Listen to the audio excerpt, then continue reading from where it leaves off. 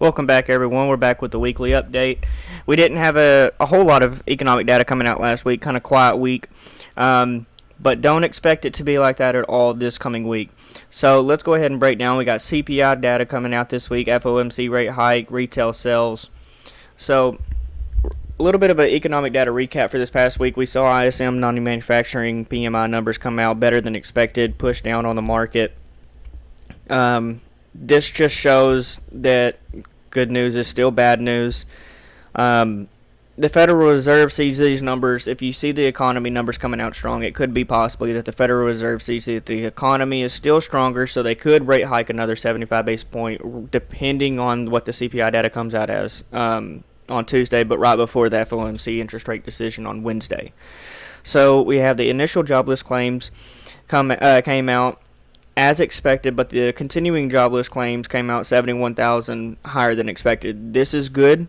You want the economy to slow down. That's what the interest rate. That's what interest rates do. They slowed the demand, and they basically crushed the economy slowly.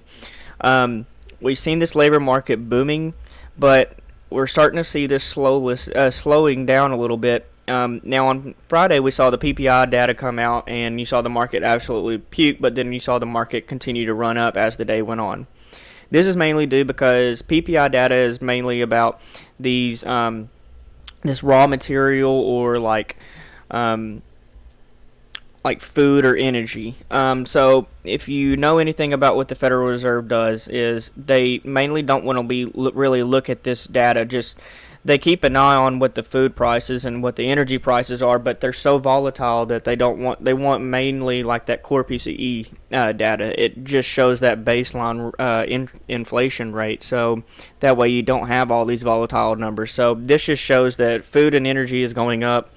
We've actually seen gasoline prices going down, but I believe the main prices that were going up were, of course, food, but I think it was milk, eggs, and vegetables were the main ones that went up month over month. And then we had the University of Michigan sentiment preliminary, higher than expected, hurts the market. So this week coming out, we have a lot of data coming out. Core inflation rate year over year. We had 6.3% come out this last month. We want 6.1%, showing that inflation is continually going down. Inflation rate year over year. Last month was 7.7%. This month you want 7.3%. Now, I'm still not on the bandwagon that inflation is absolutely gone. You want multiple consecutive months of inflation going down. So the interest rate decision is going to be the day after the CPI data comes out. So remember, I wouldn't play a whole week long of options. I would play dailies, honestly, on this one, because I would play dailies or straddles, because this is not one of those weeks where you want to go long or you want to go short, because it could literally go sideways on you real quick. We're expecting a 50 basis point rate hike on Wednesday, but the main thing I'm going to be watching is how high are they going to be raising the terminal rates. This just shows it doesn't really matter how high they rate hike in December. It mainly depends on how long they're going to rate hike into the future. Remember, the stock market is not the economy. The stock market is for future looking, so it does not include a lot of things that you would see. Like if you see a lot of economy stuff going on, actually the stock market could be going forward or going up, just mainly due to what it's expected to do in the future. And then we have the Fed press conference right after the interest rate decision, and then we have Jerome Powell come out.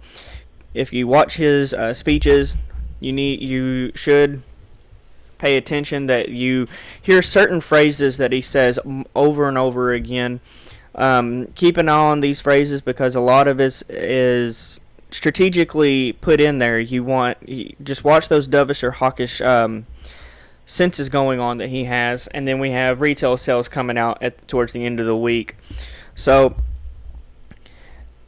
a lot of the data and everything that's coming out this week, I think, is going to really depend on mainly on what the FOMC is going to do. So the FOMC, you see Jerome Powell, he's pretty much set on this 50 basis point rate hike, but we don't know how high they're going to be raising the terminal rates. So he was very kind of dovish. He basically said multiple times in his past interview that he didn't want to basically break the economy and then fix it after. So those are very dovish terms, just mainly because he doesn't want to hurt the economy. So of course that's going to be very good for the stock market. So continue to watch those dovish tenses, but a lot of what I think we expect from Jay Powell coming out is going to depend on what the inflation data comes out as on Tuesday.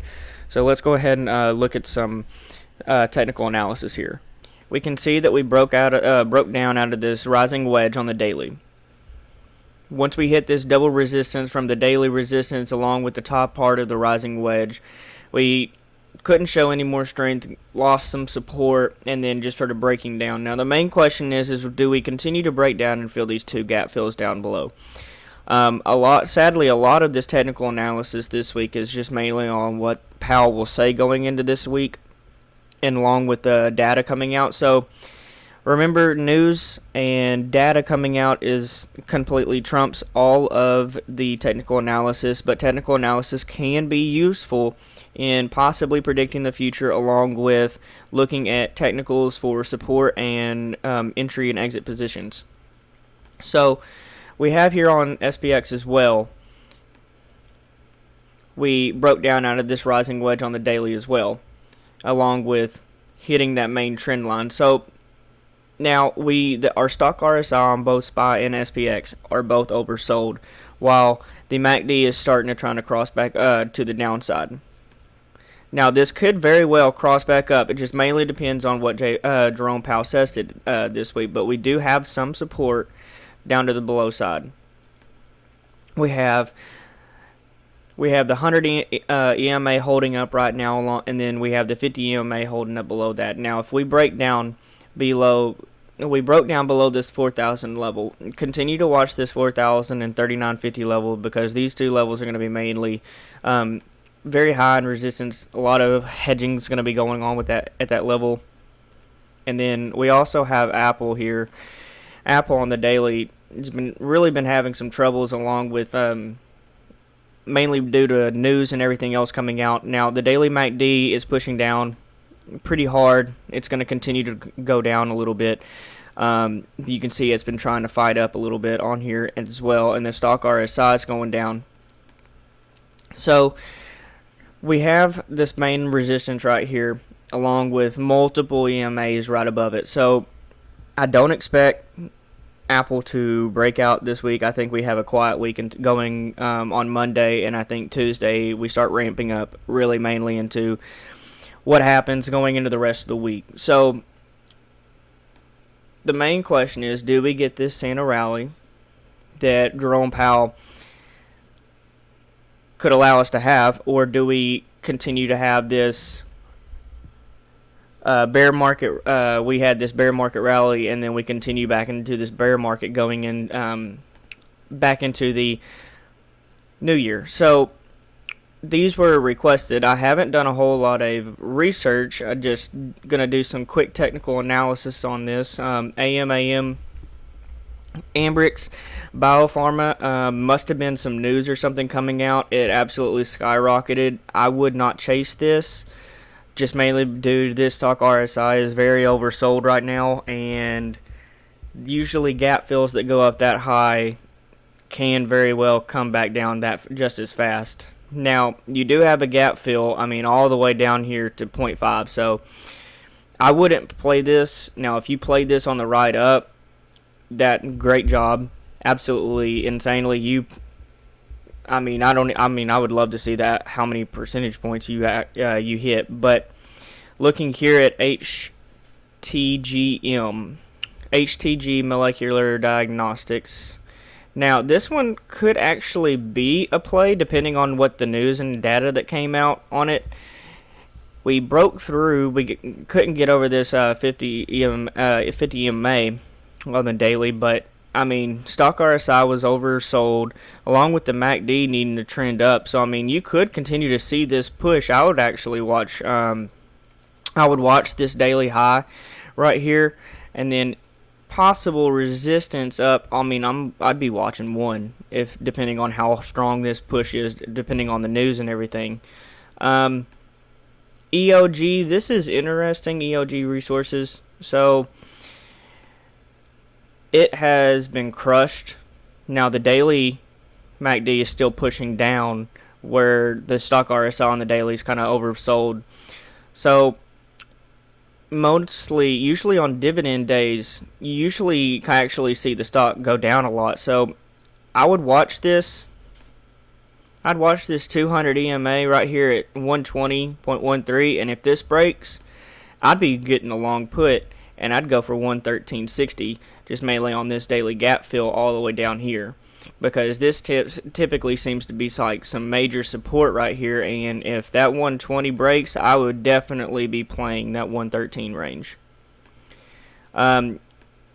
KWEB, Crane Shares, the daily has been blasted. Stock RSI is oversold while the MACD is oversold as well, or overbought as well. So I would be watching this daily gap fill all the way down here to 30, and if that broke, I mean, there's so many gap fills on this. It's very intriguing. I don't know. Like I said, I don't know any news about these. Just technicals.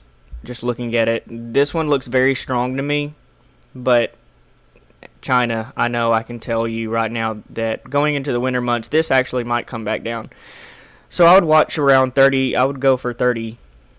That 30 level right here is the next that's next support. If it continues to push down, if it breaks that, I mean, besides the EMAs, I'd be watching 26.76 and 25.23ish range. So in those ranges.